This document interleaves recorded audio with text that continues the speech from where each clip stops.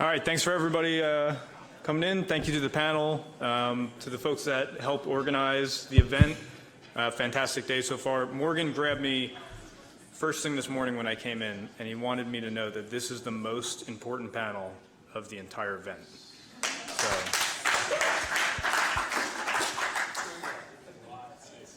already making up lies. that's true. Hey, my name is Tommy Hendrix. I'm co-founder of Decisive Point. I have a fantastic panel here. We're going to be talking about the future of the defense industrial base.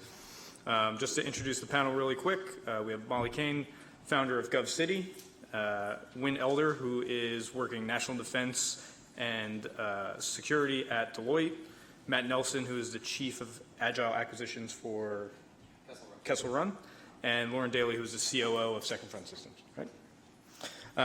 Okay, so we'll jump right in. I think we have some grenades here that we'll throw to the panel, and they can argue with you and the audience and each other, and it'll be great.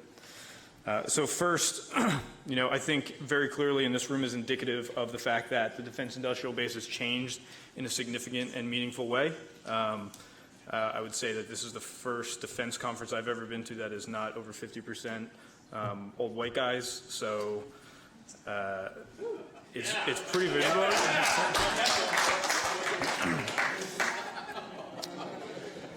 So first question, and this is for everybody. Does the homogeneous defense industrial base as we once know it, does it still exist? And as it becomes more fractured, what does that mean for integration into a consistent and coherent technology strategy for the DoD?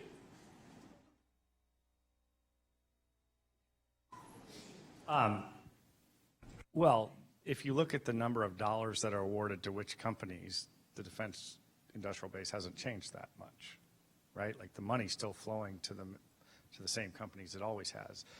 Are there more of these? Yes. Are there more companies willing to engage? Yes. Are there more hubs and accelerators and pathways? Yes. Is there trends? Yes. But fundamentally, it still flows, the money still is flowing the same way.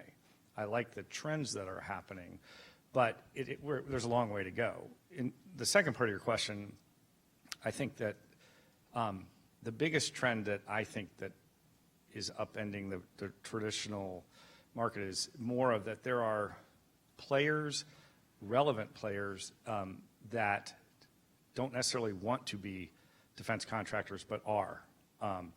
I worked at Apple when I retired from active duty, and I ran a lot of their government business. And the government is struggling with companies like that, like Google and Apple, that are defense contractors whether they want to be or not, and are large enough to not care what the government thinks in many cases. And the companies can't necessarily control what they do and don't do. And that is a major change, because most of the time a company would pay the price of entry into the government market. It's expensive, it's high barriers to entry, but they were there because the government was their primary or only customer. And they were willing to build and custom configuration, build to suit. A lot of these companies are no longer willing to do that. The defense industry can't live without them in some cases, platforms. So there's a lot of people that have a vote now that didn't have a vote. I think that's going to cause relationships to change, leverage to change, security requirements to change, governance models to change. So, pause there. Yeah, and just kind of follow up on that. Like, I do think we're at like step one of starting to see that defense industrial base change. We no longer have the need to have these big, huge, monolithic platforms out there. Either be it I think the B-21 bomber is probably going to be the last big, huge, multi-billion-dollar bomber that's out there. Hopefully, the next iteration of that will be, very small swarm of technologies that's providing the same outcome as the B-21. But like, for example, when I say like we're at this first step of starting to fracture this, is we submitted an RFI out in Kessel Run for data science. We got 107 responses to that RFI, individual companies. And like, not all of them were, we got all the bigs, but we got like 90 plus small businesses interested in that. And like, what I'm starting to see is like, when we go out and do evaluations on, we do coding challenges within Kessel Run to kind of figure out who's going to be the best of breed. And what we see is, like, if you have one of the defense prime contractors, you've been working on that defense prime contractor for 15 plus years, and you show up to our coding challenge, you're most likely going to have a poor result in our challenge, because it's just a fact of the nature. I kind of have a hypothesis that, startups and big tech companies get the best talent, and then the secondary level of talent goes to that defense industry. So we should start driving towards, like, where the talent is. And, like, maybe, 2 decades ago, the top talent was in the defense industrial base, but the shift is going towards big tech, small companies. And I think that's where events like this is exciting to see where it takes us. I would just say I think we need to stop talking about the defense industrial base as a singular entity, right? So there's always going to be a defense industrial base, which are those traditional prime companies that are going to do the defense-specific work that only DoD is the buyer from. We've got all of these other different industrial bases that are providing technology that DoD has to have. And so we have to start recognizing those as separate, distinct, and just as important industrial bases that DoD needs to recognize their role in, and how they can attract those types of suppliers and be a good customer to attract those different industrial bases. And I'll piggyback on yours, Lauren, that I noticed it as recent as 2016 when I joined Homeland, that I internally was competing against external contractors that wanted the projects that I was pitching. And so they fought against me and not with me. And one of the biggest frustrations is that they weren't wanting to work with the innovative community. So the louder that this base gets, the more they have to work with us or they're out, essentially. So I think that trend is right now. Right. So piggybacking on that, so Lauren, when we spoke a few weeks ago, you taught me a new vocabulary word, which is monopsony, right? So the defense industrial base, the DoD for a long time has been a single buyer in the market, and obviously they're not anymore. How do we think about, the DoD adapting to not being the most important customer in a given technology sector anymore? And are they adapting to that well? I mean, what are the non-obvious things that we're seeing them either do or not do they should be? Yeah, absolutely. So traditionally, when we have a single defense industrial base, and DoD has traditionally been a monopsony, so that means the single buyer. So we're the single buyer of tanks and aircraft carriers and missiles. And as that position as the single buyer, we exercise all of the market power in that particular market, right? So we can dictate all of the business processes, culture, barriers that you have to overcome, hoops that you have to jump through to do business with us. And the defense industrial base will do that because we are their single buyer of these things, and they have to do that. When we're looking at these other emerging markets, so commercial technology, for example, dual-use technology, these are different industrial bases where not only is DoD not the single buyer, but they're not even really an important minority buyer, right? So we can't come to the table with the same business processes and approaches and think that we hold all of the buying power that we're used to holding in these relationships and come to the table that way. Because frankly, these companies will just choose to walk out the door and not do business with us because we're not that important to them, right? So the first step is in recognizing that we're not the most important buyer in the room when it comes to these different industrial bases and these different companies. Second is, how do we then change our acquisition processes and culture and our way of doing business to actually transform ourselves into an attractive customer, to be a competitive customer and compete for the business of these companies and their products. And that can be a really difficult thing to do, especially from a cultural perspective. In my experience, it's been really tough to convince more traditional folks from DoD, if they're coming out to places like Silicon Valley or San Francisco, that great, I'm really impressed that you're a 3-star general, but these people are not going to be that impressed. And you coming out there to take a meeting with them does not really mean that much, right? So there's a lot of cultural and almost psychological work that we have to do to transform the mindset of DoD as a customer when we're looking at these very different industrial bases. So Molly, based on your experience in a government organization that rank and structure is less overt, have you seen the way that, say, Homeland engages with companies be different in a meaningful way than they do on the DoD side. So, for example, if someone from Homeland who's a senior official comes out to talk, right, it's not the same as someone wearing 3 stars on their chest. Their position is more based on, their level of, ability to actually engage. So in Texas, any Fed looks important. Nobody repeat that or tweet that. But they roll out the red carpet regardless, and Homeland in general which is great. It's a great-ish brand where they walk in and they're important. They're a buyer, regardless of what their title is and what their agency is. And so we've seen that there's something that I tried to work on constantly at Homeland is the mutual respect situation, that they don't understand how important they look to startups, especially ones that rarely get to interact with government. And they will scrape their couch cushions for money to fly up to DC if one Fed says they'll have a meeting, because that's going to change their business's life. And then they never hear from the government again because that was just a free time in a meeting to not work kind of thing. And so there's this mutual respect problem, but then when they come down and do an innovation tour, or when they go to Silicon Valley, even NVIDIA will roll out the red carpet and then they'll call me and be like, wait, nothing happened. You just brought a lot of important people and so did we, and nothing happened. So that kind of thing, it's so disrespectful on both sides. So there's a translation point that I keep seeing.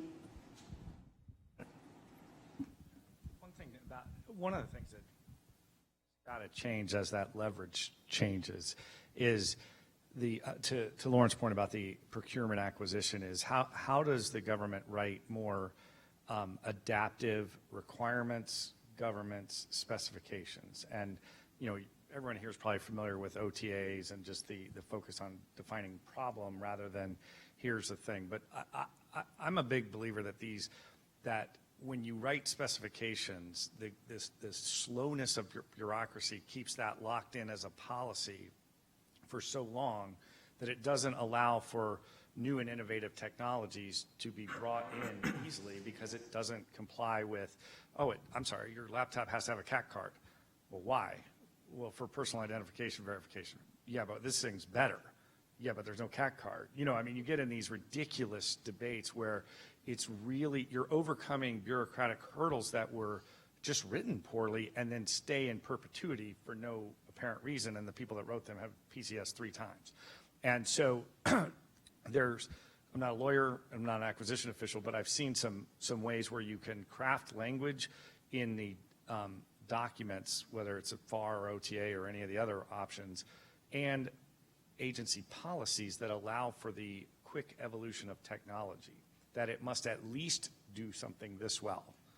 But so that's the simple things that when you have, fast forward 10 years when Matt's running, he's the CIO of the DoD, he'll get this and he'll force this on the system. But the people that are, by and large, there's still some cultural changes that have to happen. But that's what's going to change, is that people who want to adopt, the agencies that are serious will figure out ways to take the instruments and procurement vehicles at their disposal and craft them in a way that makes it more appealing for groups of people like this to bring in innovative solutions. So calm down, Matt. I'll let you talk about that.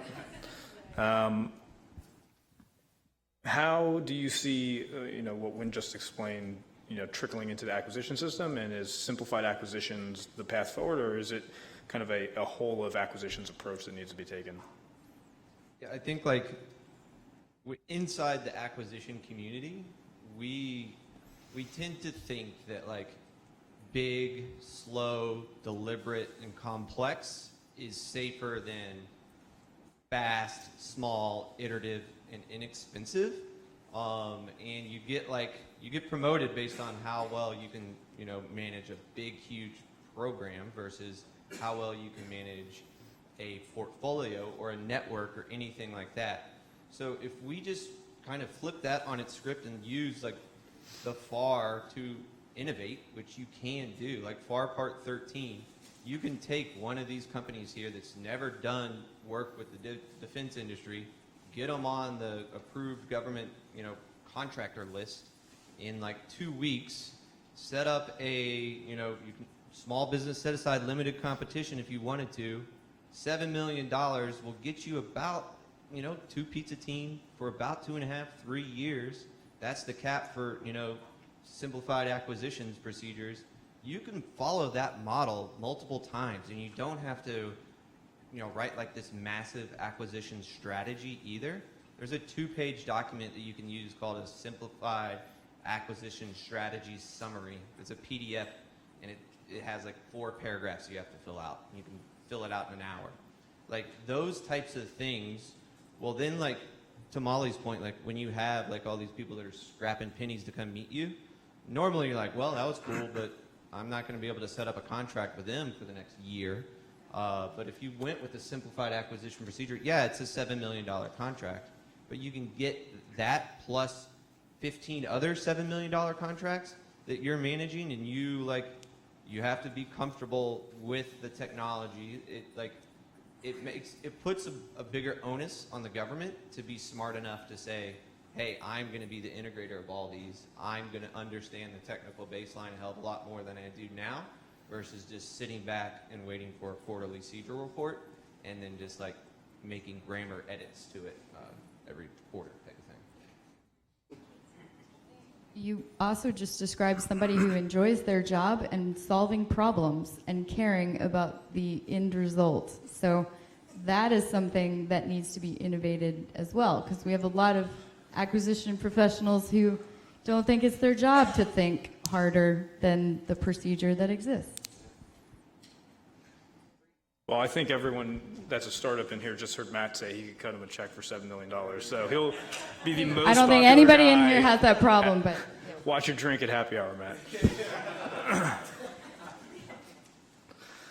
Okay, so there's this perception, I think, among most non-traditional defense contractors that working with the primes puts them in peril at some level. So whether it's that they can run over them with their scale, whether they're going to take their IP, whether they're going to box them out from ever talking to the program managers, how do we reestablish trust between startups and the prime contractors, or maybe just establish it in the first place if it's never been there? I'm going to start by prefacing and saying, and speaking for like the Texans that I know, they don't even know what they're walking into when they're like, yes, I got a government deal and I don't know what a prime is, but I got a government contract. And then they get stuck, and then they never want to do it again, and they're spoiled forever in a bad way, that they have just been royally screwed. Like there's a couple of startups that I naively introduced into that space, and the primes just kept them down, and under their process, under their old white guy lifestyle, OWG lifestyle, and oh God, I'm gonna get in so much trouble. No, everyone knows. But yeah, you don't even know what you're walking into if this is your first experience in the government, and so they get them the worst, and then the agency doesn't even experience the awesome power of that startup ever. Yeah, this is one where I've seen this from all sides. I was a pilot in the Air Force forever. I had the privilege of working with Sean at DIU and Lauren. I sat on the board of some startups, and now I'm at Deloitte, and I was at Apple. So I've seen this problem, and I am hoping that the answer to your question is that reputation will solve this. And what I mean is, so when a government agency needs help, right now, their biggest challenge is figuring out which innovation hub does what, right? Like they don't even know where to go, right? So if we can simplify that for who is good at what, where do you go for the to find a solution? Which hub? Do you go to DIU? Do you go to AFWorks? Do you go to SCO? Where do you go? If you're a small company, you don't know where to go, and you probably don't realize that just because some lieutenant colonel comes and visits you and says this is really cool stuff, that where's the money in the contract 5 weeks later. But the problem with innovation right now in the Defense Department is not lack of ideas. Josh over there is always like, we don't have a innovation problem, we have an innovation adoption problem, and it's still true. But I like some of the barriers that are coming down. Unfortunately, it's really easy to find good ideas, companies willing to work, clients who want it, and innovation hubs and an OTA. But the vast majority of prototypes still die at completion. Overwhelmingly, they still die. The problem is scaling the solution inside the department and upending programs of record. And unlike Israel, you know, there's some limitations to what our government can do in terms of helping that. The traditional primes or defense industrial base has to play a role. And your question gets at that, is how do they play a role in a positive way where you don't kill the innovation, you don't treat small companies poorly and take their intellectual property and things like that. I think what you'll see is that some of the players in that world will understand that the long-term play is being an honest broker and the helpful navigator for the small companies. That will build a trust. Right, like there's no consumer reports rating for all of them, but you all talk, right? Like successes will be seen. And I mean, there's always bad apples, but I think that as agencies tout their successes and we get more emerging technologies and innovative ideas actually into programs of record, everyone's going to do the diagnostics and say, how did that work? Why did that work? And people will try to emulate that. There are hundreds of failures we can examine. We need the successes where we upend programs of records. And I think that the primes that figure that out and establish that trust with all the parties as like we're just trying to be the connecting dot, I think they will win and people will either mirror that or they'll just lose business. I think that's the free market answer.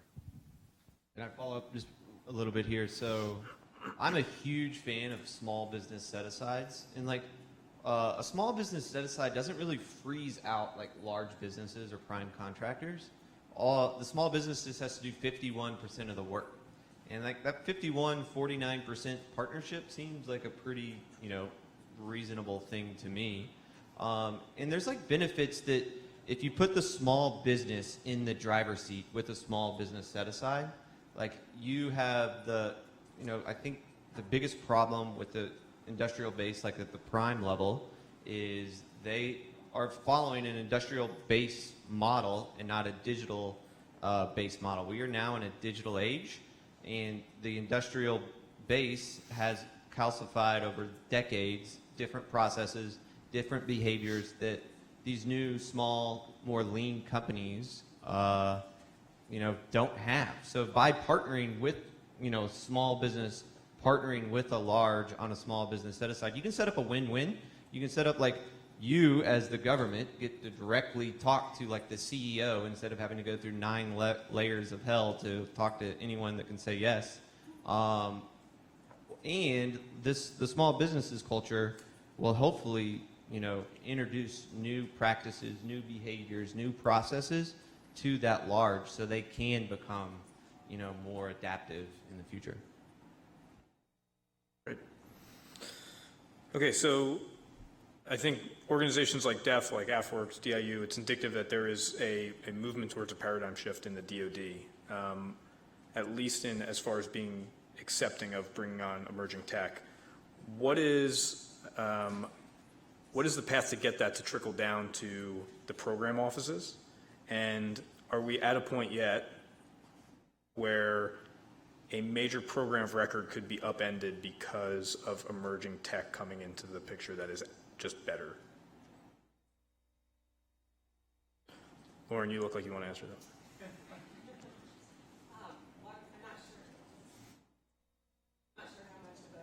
Trickle down it is as much of a like super push up.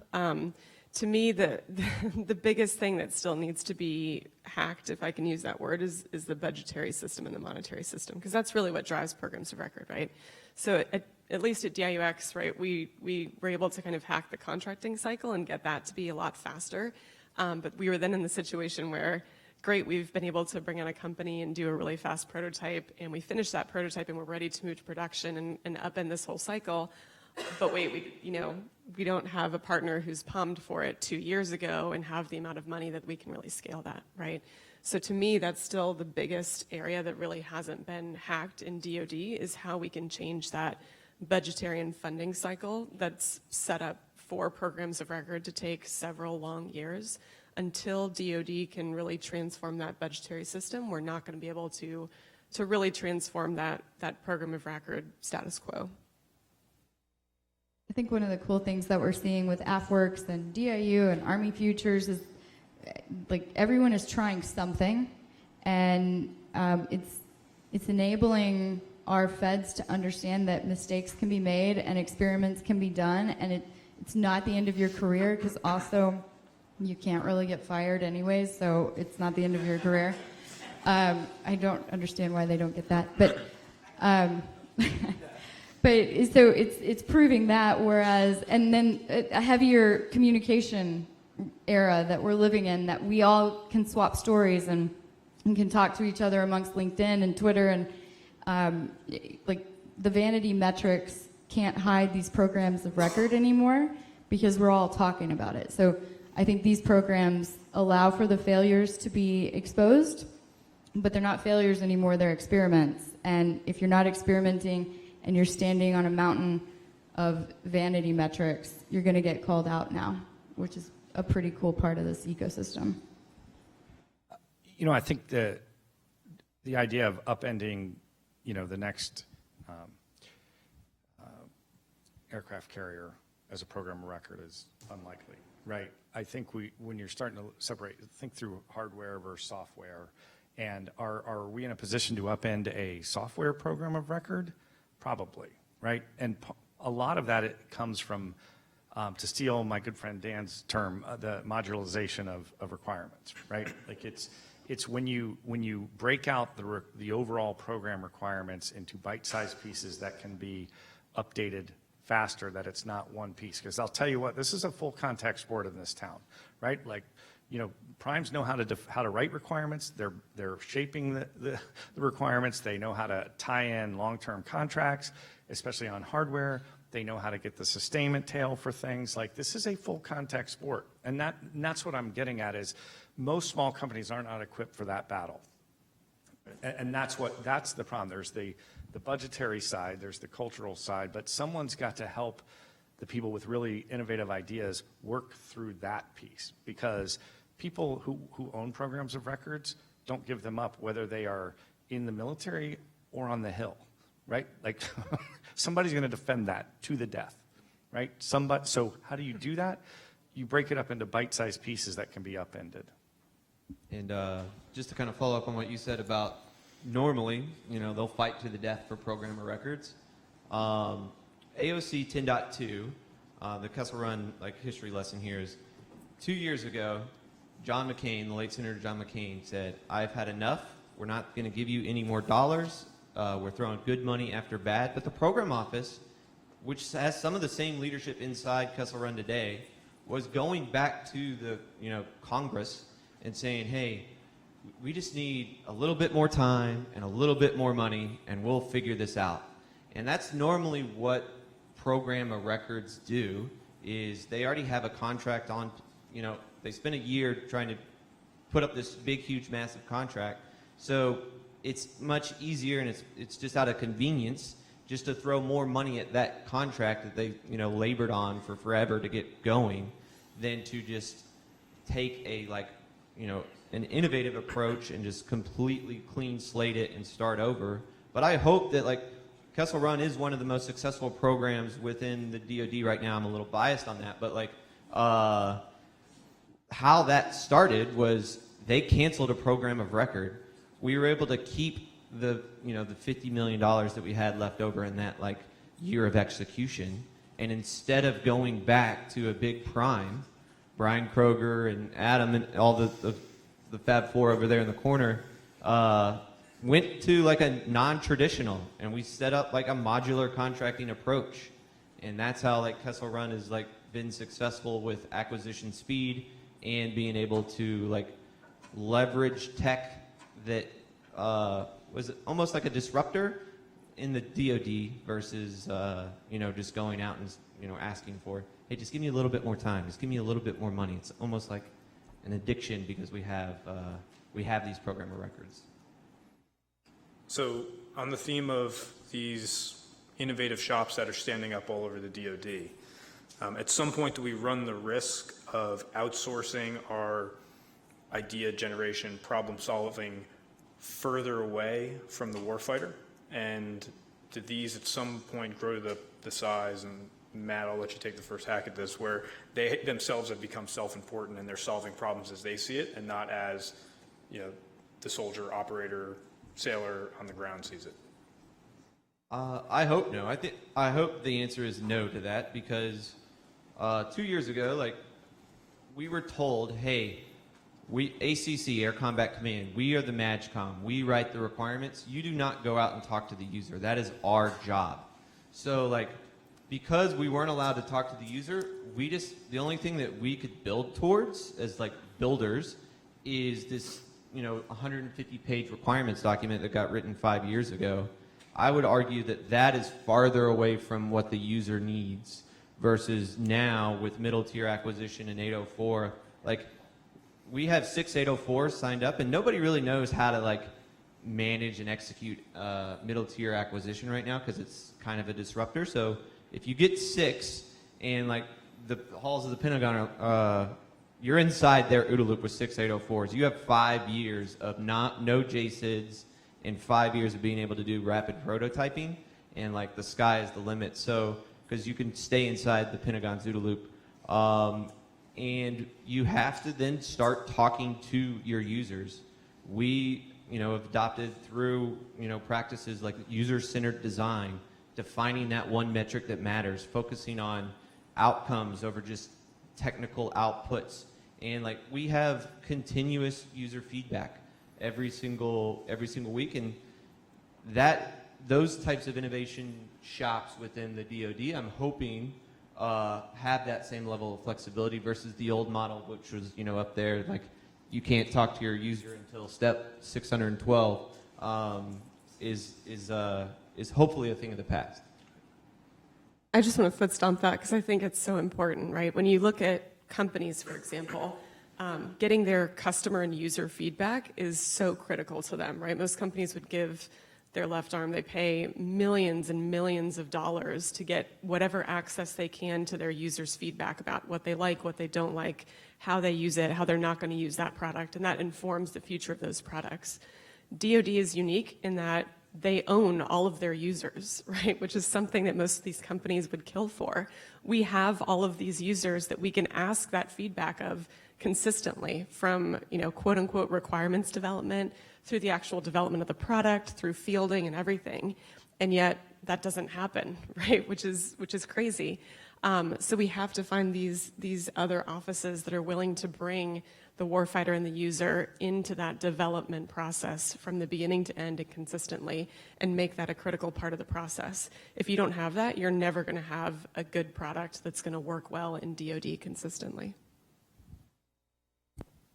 Great. I'll add, has anybody here been to Spark Tank, the Air Force Spark Tank? A couple? If you've gone to that, you understand what's also really cool, and this is just an additional perspective on it. These programs like DEF, AFWorks, all of them are actually encouraging our actual feds to go to work for these organizations, and they're experiencing it on detail, and they're going back, and that's spreading like wildfire. It's heartbreaking to see all the outsourcing when we have so many badasses on the inside. So that's what I love most about these programs. Great. I think we'll open up to questions. We're at about the halfway mark, right? Dan? Thanks, Tommy. Hey guys, thanks for talking. It's been really enlightening. For you, Win, I think you mentioned, one of the lines was there needs to be better relations between the primes and startups, at least from a hardware perspective. It's sort of understood that, early stage hardware companies, the one thing they can't do is they can't really scale because hardware is hard. But the primes, they specialize in scaling. That's what they do. Has there been any positive outreach from what you've seen? Is there any positive outreach towards the primes, pushing them to play nice with early stage hardware startups? It seems that innovation by acquisition would be a much smoother path, and everyone just going to the table and making money versus fighting over the last bit of territory. Yeah, I actually seen a lot of progress in this. When I was at UX, when we had an X at the time, like a lot of my role was on the Hill, and a lot of the primes were frankly lobbying to get OTAs killed. They were just trying to block this. They could see what this trajectory was, and they wanted no part of it. And to be fair, a lot of the primes view themselves as quite innovative, on par with you guys. And in some cases, that's true. So that's not to be discounted. But there was a lot of resistance. Now the questions, both in my Deloitte hat and on the Hill, are how do we make this work where we get the best of everyone? And I've seen multiple examples where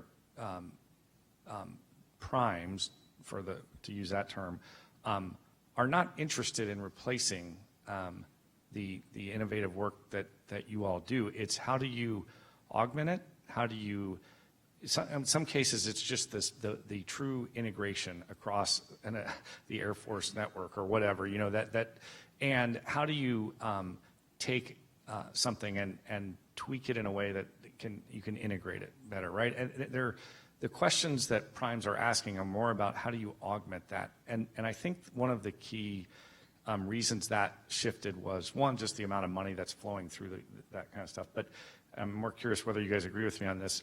Part of it was, so when Lauren would sit on a scoring panel, that people started to realize that a partnership that made sense, that if you had the best hardware, but I could help you integrate it, that partnership made sense to her when she's scoring it, and she scored it higher. And the primes started to pay attention to that. And so as they build their proposal and solicitation responses, it's not how do we just get a small business Section 8 on there so we can check all the boxes. It's literally like, our solution is better if we take your hardware and then we help you scale, integrate it, and that. So the questions, the conversations, the tone, I think is dramatically different than 3 years ago. I won't speak for, it's not a blanket statement, but I like the trends I'm seeing in that particular area because, they're driven by what works, and more often the ones that are winning right now are ones that are partnerships where it makes sense, where the primes take what you all have created and build around it.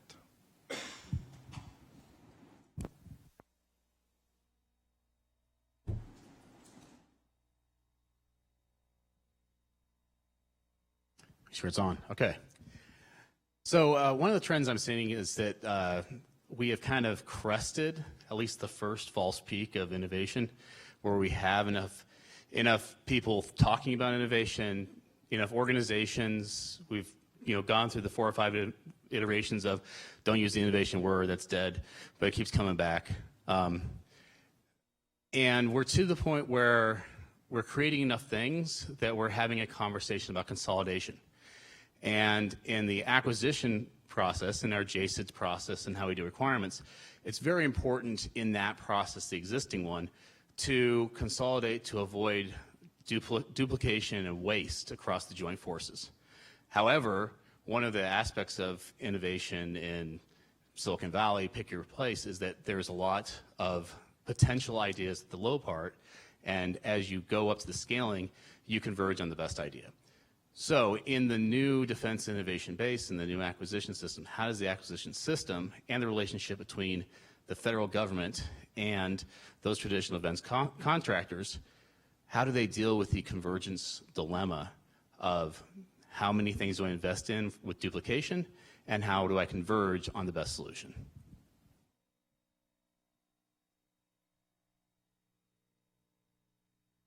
I'll start. I think there's a couple different ways to think about it. One goes back to money, right? So in the current system, we have to really bet big and bet early on different programs in DoD.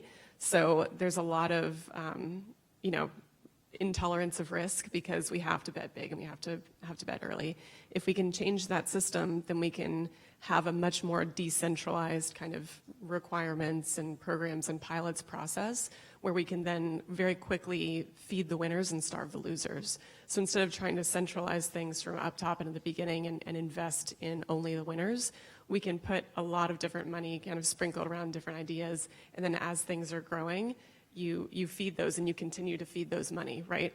But until you can get a more adaptive and flexible funding and contracting model to support that, you're going to get stuck in your status quo, which is, okay, we've got big pots of money and we have to bet big and we have to bet early, and then we're hanging everything on that, no matter if it gets us 20 years down the line and billions of dollars over budget, because that's where we invested.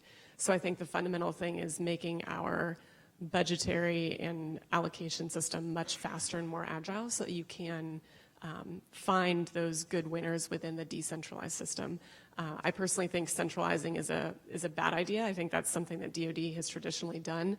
I think when you do that, you remove the opportunity to find those really good opportunities that can kind of come from all over the place, and you have to encourage that. And I don't have an answer. I have a frustration to pile on top of this. I get so annoyed. Like, how old is Army Futures Command? Not that old, and they're already talking about consolidating because they're out of control or whatever. And and there's DIU and AFWorks and all these organizations. They're still really new, and there are programs that are 5, 10, 20. There are policies that were created before all of us were born that are still in motion, and new ideas suffer the fate of the failure of the old ideas that are still existing way too often. So again, I have no answer for you, but I'm just adding to that issue. Yeah. I probably have a bad answer for you, but it's a answer. I would argue that there is a ton of duplication within the current acquisition system. Like, just take, for example, a combat or a common operating picture with inside like an air war. There must be like a dozen of those things out there, and we don't ever converge on those because of, hey, this is the program of record baseline, and like we can't change anything within the documentation for a program of record baseline. So like now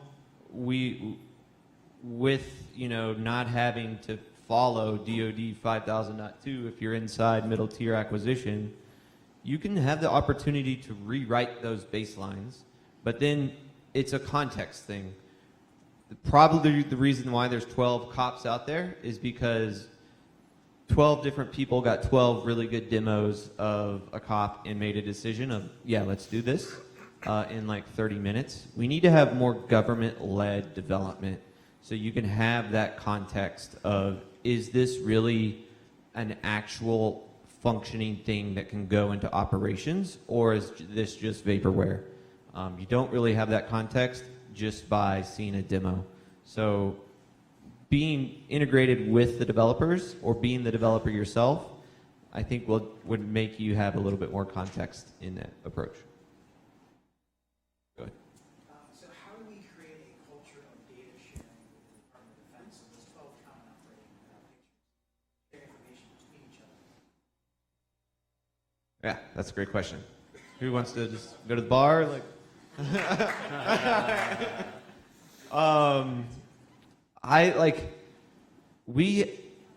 We have to be more comfortable with open source approaches, and just being more comfortable with sharing. Even acquisition plans would be a good starting point, or contracts would be a good starting point, and having a centralized hub of where all that data resides. There's a lot of goodness of now being able to have the power of open source and being comfortable to use it. I'm not 100% sure that the entire DoD is there yet, so that's why I don't have a solid answer for you. I don't know if anyone on the panel does. We have an information sharing network. We just don't